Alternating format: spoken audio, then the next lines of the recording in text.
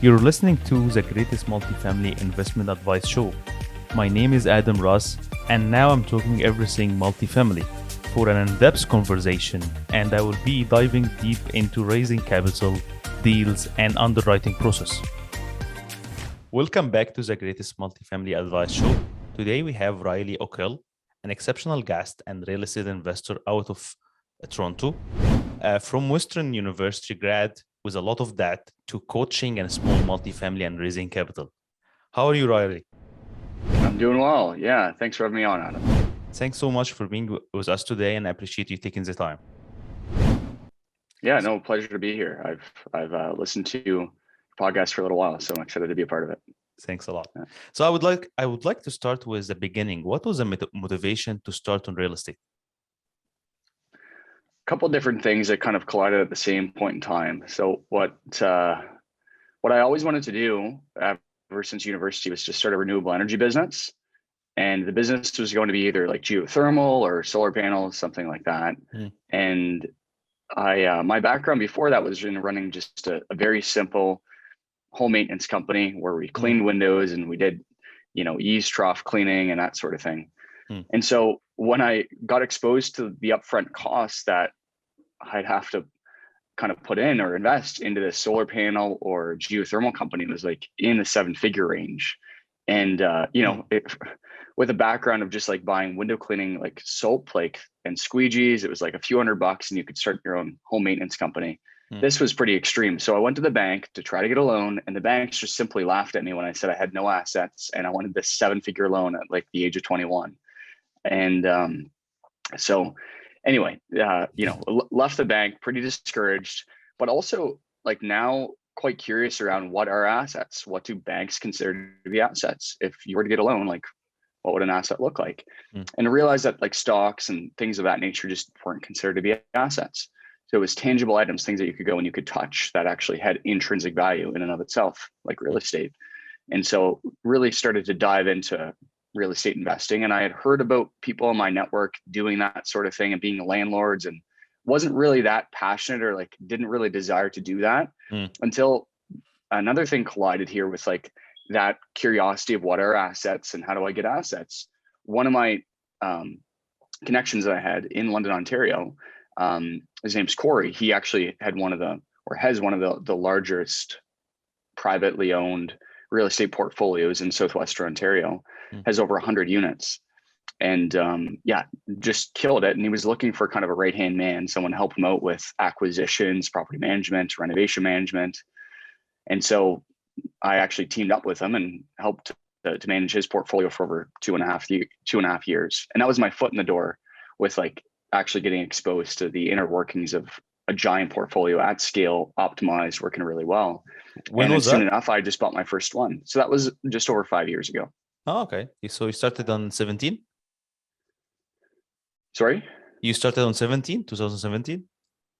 Yeah, roughly. Okay. 2016, 2017. Yeah. And then you started your own portfolio? Then I started buying my own. It's really only a matter of time. I knew that I wanted to own assets because I wanted to start businesses that needed me to have assets in order to get loans, essentially. And as well, like I wanted some passivity, some cash flow coming in.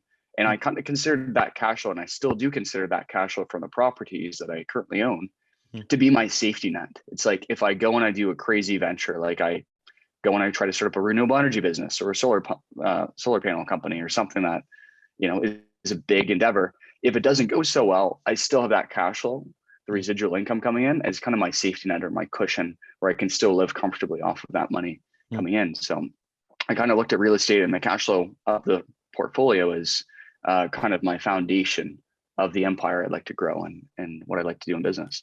Yeah. Okay. So starting on the actual business, what was your initial target market back then and now? And what was your criteria, like number wise? Like it was multifamily, it was single family home. So what was your target market at the beginning and now? Sure. Yeah. Great question. I quickly realized that the strategy that I wanted to use was the BRRRR strategy. I find it's when you don't have that much money saved. Like I really didn't have much when I started off. Hmm. It's nice to be able to do that forced appreciation where you're able to just put in money, do it strategically, refinance the money and keep your money moving. So with that said, I was like looking to do the BRRRR. And as well, I wanted to to get the biggest bang for my buck. And I found that single family properties, unless you were doing like an Airbnb or a student rental, or if you were flipping, you were using, which I wasn't doing, but single families just didn't make any sense because for a single dwelling unit, they're just overpriced essentially, right? It's only one single dwelling unit. And in comparison to a multifamily, it's a very, very expensive single dwelling unit.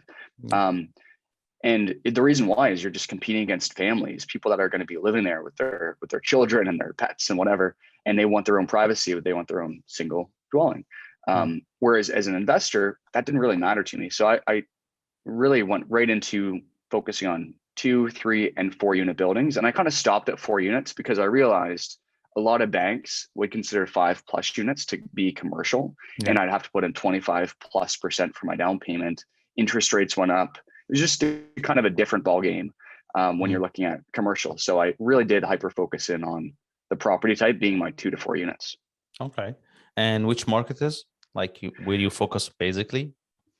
Yeah, I started buying in Sarnia and then I went to London, started buying in Chatham and then St. Thomas recently. Okay. So what was your strategy with inflation right now, especially that you're focused on cash flow, cap rate, and so what is your current criteria for cap rate on this current markets? My current criteria for cap rate. It's an interesting question. Cap rate to me has always been like more of a popularity status where the lower the number, the more popular that market, and therefore the numbers usually just don't make as much sense. Yeah. So that's kind of how I look at cap rate. When you're looking at multifamily commercial, cap rate comes more in mind because the banks will look at cap rate. They really do obviously look at the net operating income, and therefore they do the equation of that divided by the purchase price to get the cap rate. I don't necessarily go into commercial as much. I'm looking to, but commercial does focus on cap rate, whereas like my philosophy or what I focus on mainly is 2 to 4 units, and cap rate doesn't really come into mind much. So only the what cash, does is the cash flow. The cash flow per unit per month, right, is kind of what I'm looking at least $150 per unit per month in cash flow, bare minimum, ideally upwards of $300 a month per unit. So far, what was really your preferred market so far? St. Thomas, Chatham, because Chatham and St. Thomas I think it's small communities, but it was performing well on the last 3-4 years. So what was the actual criteria for cash flows there? Yeah, I would say St. Thomas has been my favorite market thus far.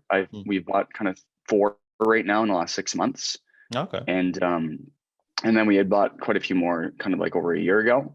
And some of the properties, like we bought a 4-plex for $345,000 and it's going to be worth upwards of 700, and bought a triplex for 392 that will be worth over, or actually just got appraised at 720. I thought it was going to get 650. So it's like crazy large numbers where, we're able to BRRRR the property at 125%, so get out all of the money from the down payment, the reno, the closing costs, and then as well, me and my JV partner have extra funds to play with after. So it's been, it's been a great market to be in for sure. I think it's been trying to keep up with London, and more people started to go to St. Thomas because London, the nearest kind of largest city, the primary market there, was just blowing up and doing so well that the satellite township being St. Thomas was like the go-to for a lot of people that were just priced out of London. So what was the challenge lately for you on St. Thomas?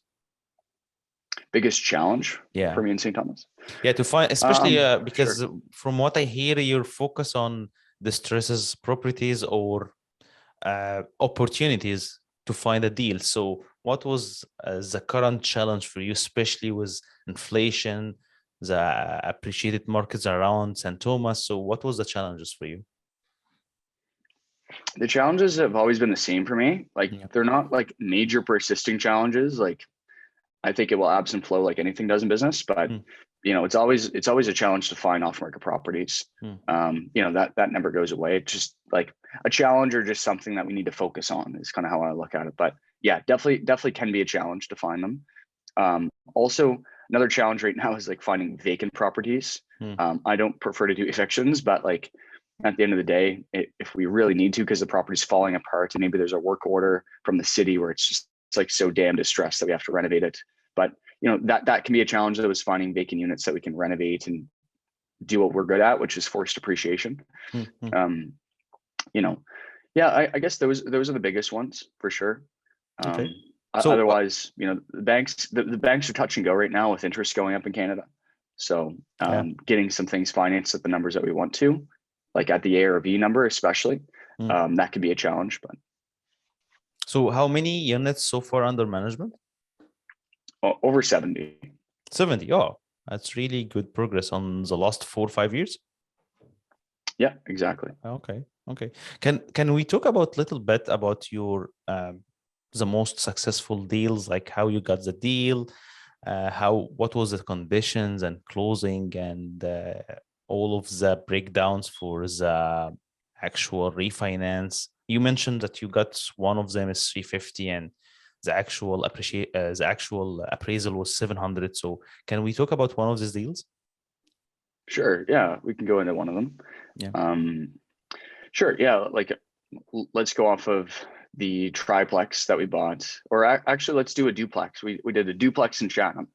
So the duplex we bought off market was a connection of mine who, he's kind of doing it like the bird dog thing. He's finding properties and he'll buy some of the best and then wholesale the rest. And so I basically paid a bit of a wholesale or bird dog fee to him.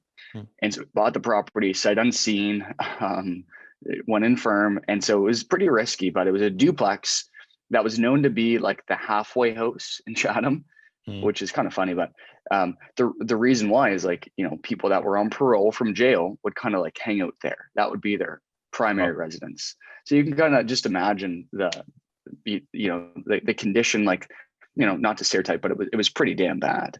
To the point where the tenants decided to, this is crazy and illegal, they decided to not pay their utility bill.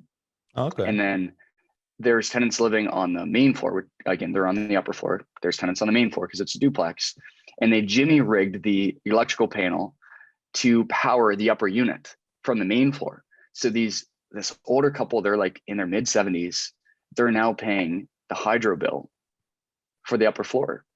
And they're on like a pension, so they can't afford rent and hydro as is. Now the hydro bill is up an extra $250 a month. Yeah.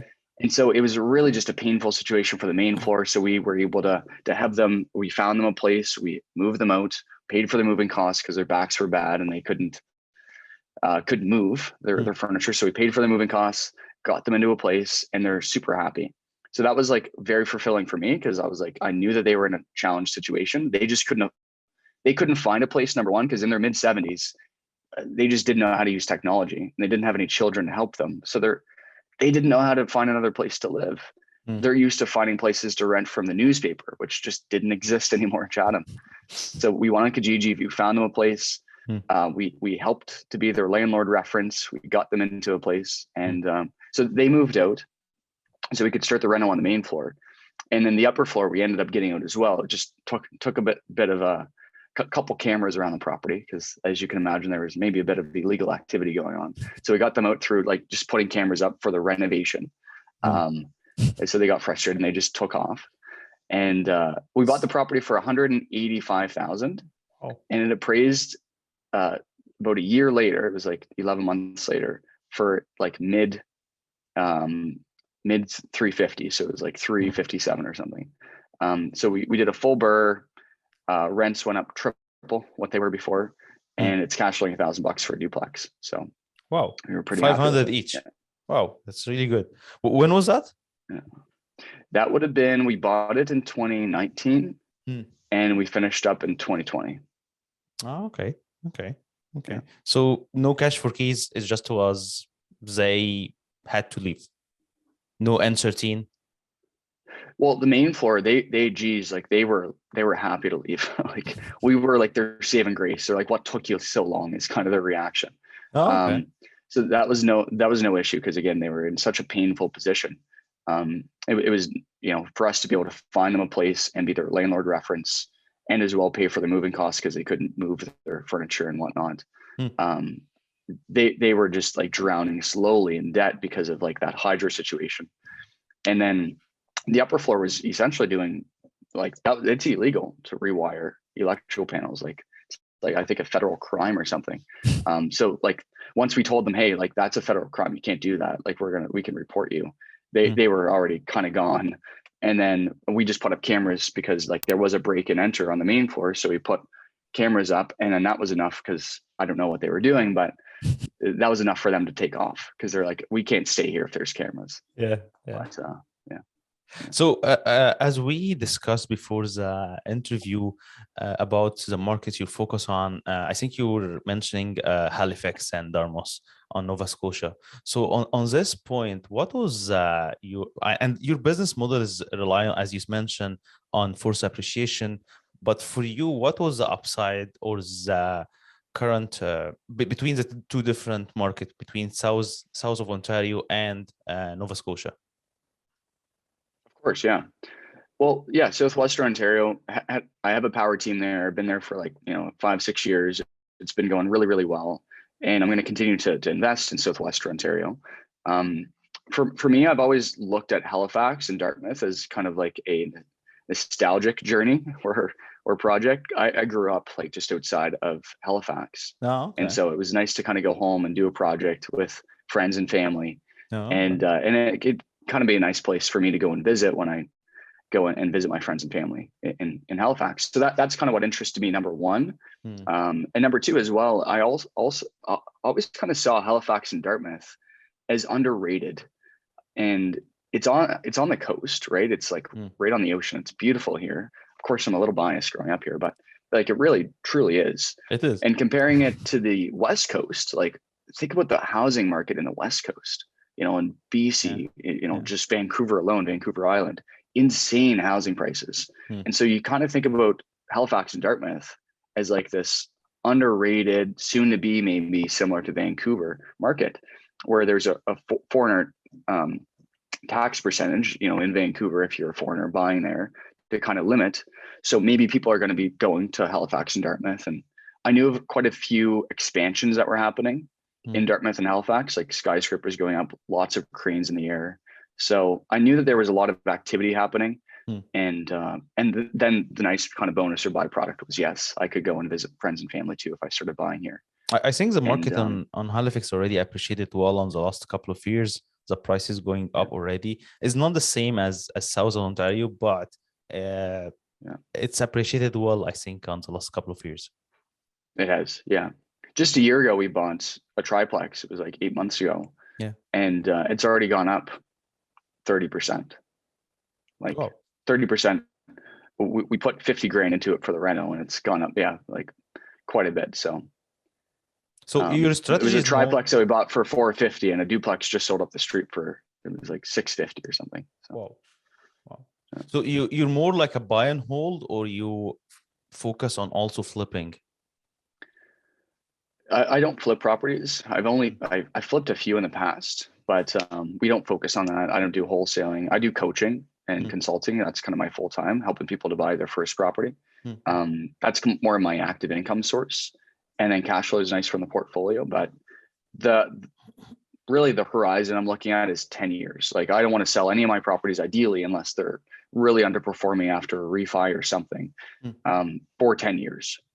Like the very bare minimum is 5 years. And so even when I'm doing joint venturing, that's in our agreement. Our joint venture agreement is a minimum of 5 years into a deal, with the goal and the understanding that we're shooting for 10. Like 10 is the horizon. That's really what we should be doing, to weather the storm, weather the down markets, the flat markets, everything, and come out on the other side profitable. Okay. So especially as you mentioned that you have right now on under management 70 deals, I think the main focus right now is raising capital. So my question will be how you managed to create your system, and what was your initial step to be successful to have a lot of GVs and to raise capital? And when you say system, is that like just how do I create systems in general, or specifically? So how you started to have an actual system to approach GVs shows a track of record, structures a deal, split the profits, your fees. So what was your system to bring people in your deals, and how was your initial steps to do this? It's based on Sure. marketing, family and friends, posting something on Instagram. What was your strategy for marketing, basically? Okay. Right. Yeah. Just to answer the systems question. I think like any business, like you need really good systems, and the best way to get systems I've found is to pay for them, to pay people that have already developed systems. Cause I hate the trial and error of like throwing things at the wall and seeing if it sticks. I'd rather just like pay someone that's already figured this damn thing out, rip off their systems, duplicate them, and then start iterating them. And so I did that for the first, again, like 2-3 years, working with my mentor, and then also just doing other coaching programs to learn everyone's systems. You know, I did like at one point I was in 5 different coaching programs, and you know, you kind of get different angles, and everyone's opinion's a bit different in the industry, which I enjoyed. And you kind of like make your own, right? It's like a potluck of information, and you just kind of pick and choose what you want. And for me, I put together my robust system, and then I put it through trial and error, and it just kind of continued to iterate and adapt and make it better and revise it to the point now where like I have this, what I think is world-class like system around how to market and brand and find joint venture money partners that have money in a mortgage. And then after you find them, it's like, okay, well, now how do you vet them? Not everyone's going to be a good partner, and you should only partner with people in business that you know, like, and trust. So how do you dissect all of that, and how do you understand it? So a lot of the coaching that I do with my students is, how do you trust someone? What does that mean? How do you really vet them? What's that experience look like? Are you in person? Are you on Zoom? Is it just a phone call? Do you get them to do applications? So there's actually 4 meetings that are set up, very structured meetings, right? That are set up in a certain order. And during each of those meetings, it's like the onboarding of a joint venture money partner, right? So meeting 1 is more of a discovery meeting. It's like just very casual, building rapport, getting to know each other. And then the next one's more analytics, and you get to kind of dive into the performas of deals you've done or your coaches have done if you haven't done one, and going over spreadsheets. And then the next one's like the JV letter of intent and outlining all the criteria that you both have, making sure it's in alignment. And then the 4th one is like starting to find deals, throw them their way, and seeing if you can check all their boxes that you've set out in the JV letter of intent. Anyway, all that together, like you're looking at usually a month easily between those 4 meetings, 1 a week, before you hit the ground with the deal and you get started. So how I find people is, you know, I kind of think of 3 circles of influence. So it's like LinkedIn, you know, you have your first connections, your second connections. So my first connections would be friends and family, people I already know, like, and trust. I don't tend to work with them as much.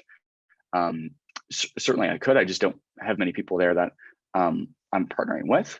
I like to not be a conflict of interest too. That business versus personal can be a challenging tight walk to make. So second connections would be referrals, people that you know, like, and trust, refer you to someone else. So a friend of a friend. I've worked with those people before, it's fine. I like to focus mainly on like, how do I build my new connections, the 3rd circle, which is strangers, people I don't really know yet. And how do I connect with them and do business with them? And that's where the branding and the marketing comes in. You need to really brand yourself in a certain way that people see as credible and legitimate and an authority in the industry. So, does that answer your question? Yeah, 100%. 100%. I think the next point will be asking about developing your relation with your core team, because the main part is have a constant pipeline of leads to buy deals. So how you manage to start this relationship with your core team, which is, I can say it's your realtors, wholesaler, and all different kind of finding the deals. So how you started this relation, how you managed to have a system, is it newsletters, is approaching the actual landlords? So what was your system to do this? Yeah, great question. I like to, at a high level, look at 2 different categories of my power team. So I have what I call my closing power team, And then I have what I also call my contractor power team. Hmm. So my closing power team, they're higher level individuals. Typically, they're going to be my lawyers, paralegals, mortgage brokers, realtors, property insurance brokers.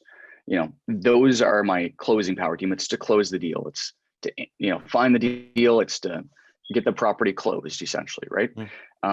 Now, those people I tend to put up on a higher pedestal necessarily than my contractor power team, meaning like it's a lot, right? It's very complicated stuff. I want to get referrals for sure. And I want to vet them too online. So I want to make sure they have a credible website and that they're in real estate as a whole. Like, working with a lawyer that isn't in real estate isn't obviously going to vibe. Need to find someone that really does specialize in the space that you're in, and they work with investors specifically. So that's my closing power team. Best way again is like you can do a Google search. I would never go to like anywhere else other than Google to find them. But ideally I find them through referrals, other investors that are in the industry. And I've already tried these people out and enjoyed working with them. Now my contractor power team, that's going to be, my flooring people, my painters, electricians, plumbers, even like I've started using project managers, people that will not be the one laying flooring. Like a GC, a general contractor, kind of does a bit of everything. They bring in their team, but they also do it. Whereas a project manager is kind of a step above that. It's like an investor that doesn't want to get their hands dirty, but is very sophisticated with renovations. So that's kind of like the higher level person in the renovation. So my contractor power team, I will go to Kijiji. I will go to private Facebook groups. Those tend to be really good, like investor private Facebook groups. But Google tends to be a bit more expensive because if you go on Google, like usually the companies there tend to be like, it's a large infrastructure. It's a large company. They have overhead and, a lot of other expenses like marketing expenses. Yeah, 100%. I like to hire individual, like self-employed people that like they do this after hours. Maybe they're working 9 to 5 and they're going to come on my job site in the evening or on the weekends to make a quick buck or something. They're willing to be paid hourly or like a more reasonable and inexpensive rate. So that's how I do BRRRRs is, if I can get 25% off the going rate for a renovation, that's 25% that I got to save. And, that helps me with the BRRRR for sure. Okay. So those are the two different teams, and both are very important, right? Both have their own purpose, and I look at both a bit differently, for sure. But especially that you've been targeting different markets, I don't think you're using the same team because you're all over the place, from Chatham to Sarnia to St. Thomas, also Halifax. So you did this multiple times, this approach, by checking all of this criteria, checking. But what was a big yes for you to choose an actual team? Yeah, that's a great question. And so I've kind of stopped exploring, at the beginning when everyone's investing, they're like, I want to go and buy here and there and there. And so you kind of realize that as you keep doing that, it doesn't scale that well because you're putting in a lot of time into just connecting with these people and vetting them and screening them. And, it's a lot. So, my closing power team, a bit different. They're able to work usually province to province. So I have a closing power team in, say, Ontario, and then I have one in Nova Scotia. Right. So that's fine. Like my lawyer can do all the transactions in all of Ontario. Sure, my realtor, I have one in the Kawartha Lakes, one in St. Thomas, one in London. So that's the one in the closing team that is all over the place because they need to be local and really educated on that specific market. But everyone else in the closing power team, they're province to province. Whereas contractors, they naturally have to be like, usually they'll drive within an hour. So London, St. Thomas, and sometimes Chatham and Sarnia, they're willing to go to all those 4 cities, sometimes 1 or 2. So I do have kind of a mixed bag there of like, some people will only do Sarnia, others will do a few different cities. So it does depend, but contractors are the biggest challenge because we started to buy in the Kawartha Lakes and that's like 4 hours away from my properties in Southwestern Ontario. So I need to develop a whole nother contractor power team, which each time we do that, our team does over 200 phone calls to find like everyone. Sure, we could make a couple phone calls and just find a GC that could do it all, but it just tends to, again, be more expensive that way, where they're subcontracting people in and then taking a cut, and the price gets inflated for the reno. Whereas we like to find individual people and do meal piecing where we put it all together. It's going to be cheaper. So it just takes more time. Yeah. but it's cheaper in the long run when we're Yeah. scaling and doing more. Yeah. You mentioned that you now have your coaching program as an active income as part of your investments. So what was the motivation to start a coaching program, and how your coaching program help your business basically, or your business model? Sure. Yeah. Three different reasons for doing the coaching program. Yeah. The first one, there was a morning that I woke up and I was like, I'm not really excited to do investing that much anymore in real estate. Like you kind of lose that ecstasy feeling of doing something for the first time, where it's like, yeah, this is kind of lame now. Like I've done this, and that's just who I am, by the way. Yeah. I like to kind of continue to learn and do different things. So Yeah. I hit that kind of like enthusiastic kind of decline where I just wasn't excited to jump out of bed in the morning to buy bricks and mortar and drywall and paint and oversee contractors. But I'm like, I still love this space. I really do love the idea of like cash flow and what that can do for you, and financial freedom, and giving you that time back to do what you love. So it's a great vehicle, and I believe in the vehicle, and I wanted to give that to other people. And so this might be a bit selfish of me, but I really did want to live vicariously through my students. And that's why I started the coaching, is like, I actually get to experience helping someone to, I see that ecstasy feeling in their eyes, like, holy smokes, did I just do that? Like, they pull the trigger, they buy a property, it's their first one, and they're on cloud nine, and they're freaking out a little bit. And so that's fun for me. I get to see that and their enthusiasm. So, that's the first thing. The second reason is there's a really good synergy between I'm still buying, still investing, and that helps the coaching program. My students see me actually doing it. Still young, still have a long runway left. So as I continue to buy, that naturally, inspires the students. And the more students that I do as well, sometimes we get some joint venture partners too, and more of like an authority in the industry. So it definitely does complement one another, doing both the coaching and the investing. The third reason is, like for sure, it is my active income source. Usually people in real estate in the space have an active income source, whether they're within still the real estate space, like whether they're doing mortgage broking, or maybe they're a realtor, or they could be a real estate lawyer, or they could be a contractor, property manager. There's so many different options. They could do flipping or wholesaling as like active income sources. For me, like I just really wanted to do coaching. That was like my go-to. So that's the one I chose, and I'm really glad I did it. We've helped over 100 people in a year to buy their first 2 to 4 unit building. A lot of them came in and they're like 18 to 25 years old. Whoa. They have $5,000 or less to their name, and we help them to find a joint venture partner. So, they've just kind of read Rich Dad, Poor Dad. They're drinking the Kool-Aid, and it's the gateway drug, right? And all this craziness usually. So you seem young too. Sorry? You seem young too. How old are you, by the way? I'm 26. Yeah. Oh, yeah. Okay. Yeah. So you started the journey when you were, I think, 20s or 20, 21. Yeah. That's a great journey so far. I would like to ask you about, because you mentioned the coaching, but I'm gonna go to the beginning of this. Who was your influential mentor? You mentioned Corey, and you mentioned you had 5 different coaching at the same time. But who was your influential mentor on real estate and general and business? Not particularly have to be in business or real estate, but in general. Sure.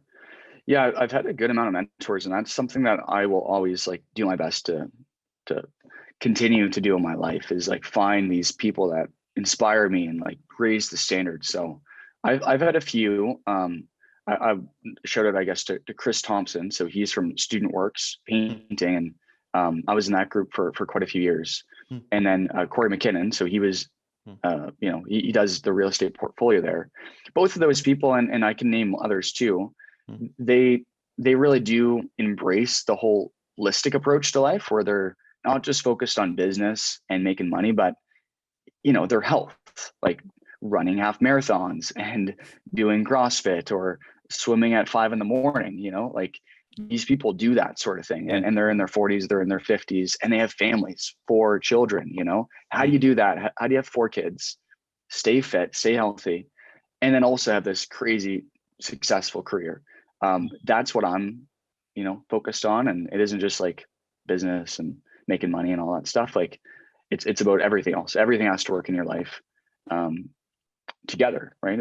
It's so yeah. I guess that would be my answer. Yeah, Those two have definitely influenced me a lot. And there's other people, that I've hired as coaches that, again, kind of, I do look for those holistic people that have figured it all out. If I just look at the one person that's like a workaholic and they ignore the rest in their life, that's a slippery slope for me to walk down. Yeah. I think my final question will be going back to the education part. What was the starting point for you to learn about real estate book-wise? And the next part will be, what is your latest book grabbed your attention on real estate business? Sure. Yeah. I would say that one of the most influential books, everyone says Rich Dad Poor Dad. Of course, that had a bit of an impact. It certainly did. But the main one I would say outside of that would be Money, People, Deal. Okay. So the book is called Money, People, Deal, and it's by Stefan Arnio. And I had found it was a really great book to kind of showcase the importance of, if you can find that property, that's kind of the deal, right? If you can find the property, the money and the people will come to it. If you can really get a good deal there, buy a property for 75, 80 cents on the dollar, 20, 25% off, you're not going to have an issue to find that money. And the joint venture partners or the contractors, everyone will come to it. So that really was the first thing that made it clear that I need to like create my own lead generation funnel, like define off market deals and learn how to negotiate and learn how to present offers and go through that whole process, right? So that was one real estate book. A recent one, I haven't really read many. I'm writing my own book. Shout out to that, I guess, little plug. But writing my own book about helping people to buy their first income property and the steps to that. But that'll be out later on this year. It's kind of in the editing and production phase. But I haven't read any recent real estate books, actually. How many books you wrote so far? That would be my first book that I've I'm writing. Okay. So I think my final question will be where our listener can follow your success. Yeah, a few different platforms. So we are on Instagram, on Facebook, LinkedIn. So on Instagram and Facebook, you can go to Riley Oickle Investor. And so that's the tag there, or the handle, I think is what it's called. And then LinkedIn, it's just Riley Oickle. So you can go there, you can follow us, and you can go to my website too to check out some content. We write, I think we've written over 100 blog posts. So lots of articles there or blogs with just like information that we put together to help the beginner investor, someone between 0 to 5 properties typically. And that's just at RileyOickle.com. It was really good progress for you to start your own mastermind, your coaching program. As I really like what you did basically on the last 5 years. It's really a great progress for you. I'm happy for you. Thanks a lot for your time today, and we're really happy to bring you in again and appreciate your time. Thanks, Adam. Yeah, I had a blast. Appreciate you having me on.